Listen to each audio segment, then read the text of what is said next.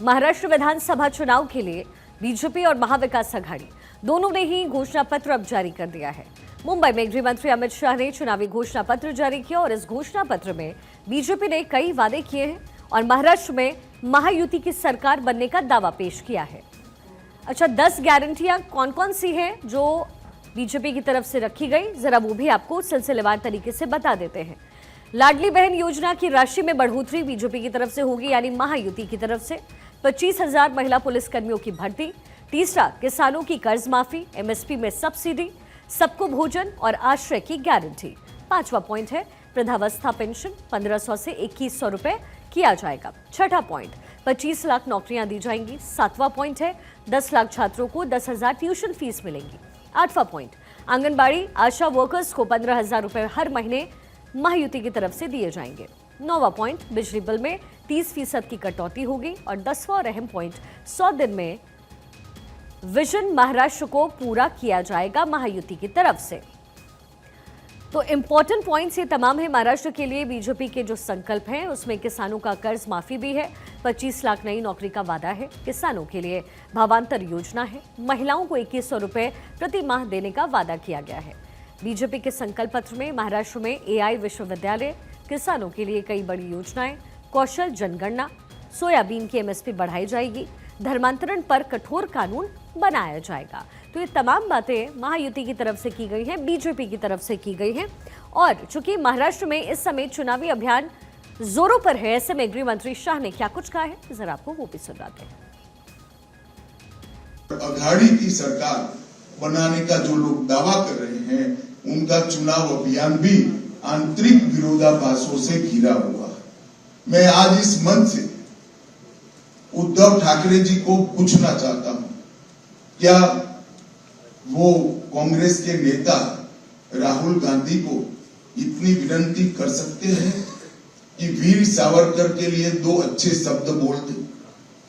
क्या कांग्रेस का कोई नेता सम्मानीय बाला साहब ठाकरे के सम्मान में 2 वाक्य अच्छे बोल सकता है क्या? ये अंतर विरोध के बीच में आघाड़ी की सरकार बनाने का स्वप्न लेकर जो लोग निकले हैं, उनको महाराष्ट्र की जनता जान ले, ये बहुत जरूरी है।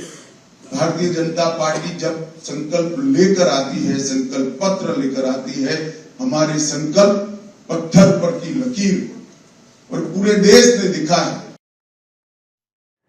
वही महाविकास आघाड़ी ने भी घोषणा पत्र अपना जारी किया है। महाविकास आघाड़ी ने इसे महाराष्ट्र नामा नाम दिया है। कांग्रेस अध्यक्ष मल्लिकार्जुन खड़गे ने कहा है कि महाराष्ट्र के विकास के लिए हमारे 5 स्तंभ हैं। महाराष्ट्र का विकास और प्रगति खेती, ग्रामीण विकास, उद्योग और रोजगार, शहरी विकास, पर्यावरण और जन कल्याण पर आधारित होगा। सबसे पहले हम आपको बताते हैं कि महाविकास आघाड़ी के घोषणा पत्र में क्या कुछ प्रमुख बातें हैं। महिलाओं को हर महीने 3,000 रुपए देने का वादा, किसानों का 3 लाख रुपए तक का कर्ज माफ करना, महिलाओं के लिए फ्री बस यात्रा, जातीय जनगणना करवाया जाएगा, परिवार का 25 लाख का स्वास्थ्य बीमा होगा। वहीं कांग्रेस अध्यक्ष खड़गे ने कहा है कि हम 5 गारंटी दे रहे हैं और ये पूरे महाराष्ट्र के कल्याण के लिए होंगी। हम हर परिवार को सालाना 3 लाख रुपए की मदद करेंगे। महालक्ष्मी स्कीम महिलाओं को 3,000 रुपए महीना देगी। महिलाओं के लिए बस सर्विसेज फ्री रहेगा। हम उन किसानों को 50,000 रुपए देंगे जिन्होंने अपना कर्ज वक्त पर चुकाया है। महाराष्ट्र की जनता की सेवा के लिए महाराष्ट्र विकास आघाड़ी का पंचसूत्री कार्यक्रम है। हमारी 5 गारंटी महाराष्ट्र के हर परिवार के उत्थान में मददगार होगी। हर परिवार को सालाना करीब 3 लाख रुपए का सहयोग मिलेगा। हमारी महालक्ष्मी योजना महिलाओं को फाइनेंशियल इंडिपेंडेंस देगी। हर महिला को 3,000 रुपए प्रति माह मिलेगा। और आपको सीधा महाराष्ट्र लिए चलते हैं। सत्यप्रकाश सोनी मेरे सहयोगी वहां से कनेक्टेड है। सत्यप्रकाश, ये अलग अलग गारंटीज दी जा रही है। एक तरफ बातें होती हैं कि फ्रीबीज से क्या नुकसान हो रहा है, कितना ज्यादा नुकसान राजस्व का हो रहा है किसी भी राज्य को, लेकिन पॉलिटिकल पार्टीज फ्रीबीज पर कॉन्सेंट्रेटेड है, जाहिर है क्योंकि जीत बहुत इंपॉर्टेंट है किसी भी पॉलिटिकल पार्टी के लिए। अब जरा आप कंपैरिजन करके बताइए कि महायुति की तरफ से और महाविकास अघाड़ी की तरफ से, दोनों की तरफ से जो यहाँ पर घोषणा पत्र जारी किया गया है उसमें मुख्य पॉइंट क्या है, क्योंकि ऐसा रहा है कि थोड़ा बढ़ाकर थोड़ा घटाकर लगभग जो पैमाना है फ्रीबीज का वो एक ही है।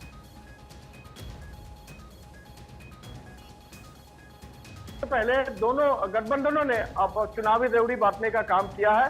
दोनों गठबंधन का एक ही लक्ष्य है कि युवाओं को जो है और महिलाओं को और किसानों को, तीनों को आपसी सामंजस्य बिठाया जाए और वोट बैंक जो है उन पर फोकस किया जाए। यही वजह है कि भारतीय जनता पार्टी की तरफ से आज जो है लाडकी बहना योजना में 1500 की जगह 2100 देने का वादा, तो महाविकास अघाड़ी तरफ से महालक्ष्मी योजना के तहत 3000 रुपया महिलाओं को देने का वादा, लाडका भाव के लिए भारतीय जनता पार्टी की तरफ से 10,000 रुपया प्रोत्साहन राशि, तो महाविकास अघाड़ी की तरफ से बेरोजगार युवाओं के लिए 4,000 रुपए की राशि, 500 रुपए में सिलेंडर दोनों पार्टियों ने दावा किया है।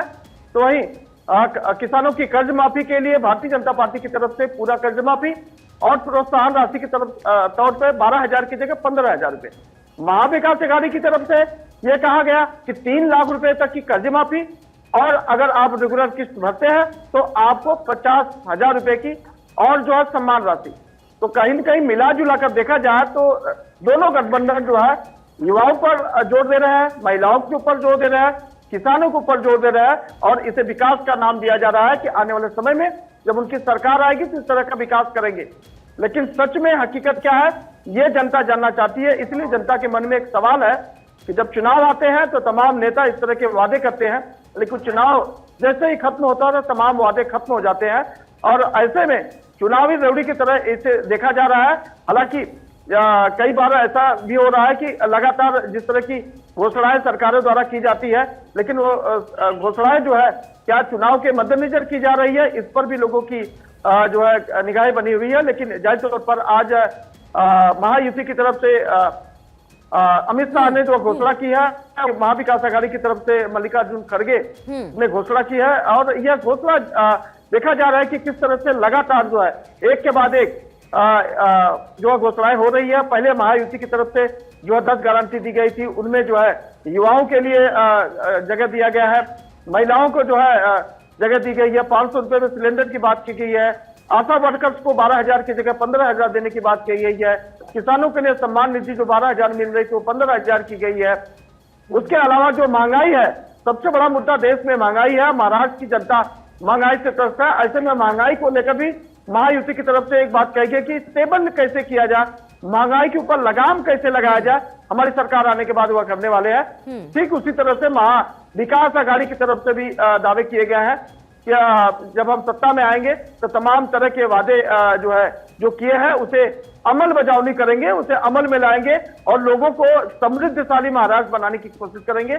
लेकिन जनता की निगाहें इन वादों पर नहीं है, बल्कि हकीकत क्या होने वाली है जनता की निगाह इस पर है। लेकिन हकीकत तो तब होगा जब रिजल्ट बाहर आएंगे। पूजा मेरी सहयोगी न्यूज रूम से कनेक्टेड है मेरे साथ। पूजा, महाराष्ट्र का ये जो पूरा चुनाव है बेहद दिलचस्प हो गया है, क्योंकि पिछली बार 2019 में जब चुनाव हुए तो फिर वहां की तस्वीर अलग थी। आज तस्वीर और तासीर महाराष्ट्र दोनों की ही बदली हुई है और इन दोनों बदलाव में सबसे बड़ी बात यह है कि जो बड़ी बड़ी पार्टीज थी वो अलग अलग विभाजित हो चुकी हैं। अब यहाँ पर जनता ना केवल चुनावी रिजल्ट से फैसला करने वाली है कि सत्ता पर काबिज कौन हो, बल्कि फैसला इसका भी होगा कि असली पार्टी कौन है। यानी मैं शिवसेना और शरद गुट की बात कर रही हूँ।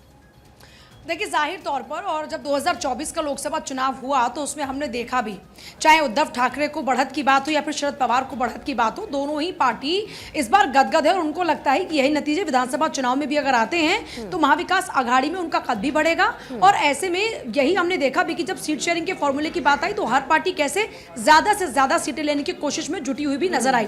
तो कुल मिलाकर अगर देखा जाए ये तो बात है ही कि यहाँ पर इन दोनों पार्टीज के लिए खासतौर पर ये एक साख की बात जरूर है कि आखिरकार असली शिवसेना कौन सी है या असली एनसीपी कौन सी है, क्योंकि एक तरफ एनसीपी में शरद पवार हैं तो दूसरी तरफ अजीत पवार हैं और इधर उद्धव ठाकरे हैं तो वहां एकनाथ शिंदे हैं। और क्योंकि इस बार की अगर मौजूदा स्थिति की बात करते हैं तो एक तरफ उद्धव ठाकरे ने पिछली बार जिस तरीके से सत्ता को स्वीकारा और कुर्सी पर बैठे भी, तो दूसरी तरफ बात अगर की जाती है एकनाथ शिंदे की तो यहां अमित शाह ने इस बार बड़ा क्लियर कर दिया है कि मौजूदा स्थिति में हम उन्हीं के नेतृत्व में चुनाव लड़ रहे हैं, लेकिन अगली बार मुख्यमंत्री कौन होगा इसको लेकर हम तीनों पार्टीज मिल बैठकर चर्चा करेंगी। तो कुल मिलाकर अगर देखा जाए तो देखिए सत्ता की चाबी हर कोई अपने पास रखना चाहता है, क्योंकि जिसके पास ज्यादा से ज्यादा सीटें होंगी वही किंग मेकर की भूमिका में भी होगा, हो सकता है, और वही किंग भी हो सकता है। तो अब यहाँ किंग बनने और किंग मेकर की भूमिका में रहने दोनों की बड़ी इंपॉर्टेंस है, और यही वजह है कि दोनों पालों में, चाहे महाविकास आघाड़ी की बात करें या फिर महायुति की बात करें, ये दल ये कोशिश करते हुए नजर आ रहे हैं कि नंबर गेम जो है वो इनके पास में इतना अच्छा खासा होना चाहिए कि ये जो अपनी मांगे हैं उनको मनवाने में कामयाबी हासिल करें। यही वजह है कि जब संकल्प पत्र तैयार किया जा रहा है तो संकल्प पत्र में भी इसी का बहुत ख्याल रखा जा रहा है। अब हम देखिए, क्योंकि लगातार देखिए हम शिखा ये देख रहे हैं कि इससे पहले जब दिल्ली में ये फ्री बिजली, फ्री पानी, इस तरह की बातें हुआ करती थी, तब लगातार फ्रीबीज का जिक्र करके सरकारों की आलोचना, यहाँ पर जो दिल्ली सरकार है उसकी आलोचना भी की जाती थी कि इससे एक वित्तीय दबाव बढ़ रहा है। लेकिन पिछले कुछ चुनाव को अगर हम उठाकर देखें तो जिस फ्रीबीज की आलोचना की जाती थी आज वही ट्रेंड में है। अब चाहे बीजेपी हो, चाहे महाविकास आघाड़ी की बात करें या फिर महायुति की बात करें, हर कोई इस रेस में नंबर 1 बनने की जुगत में है।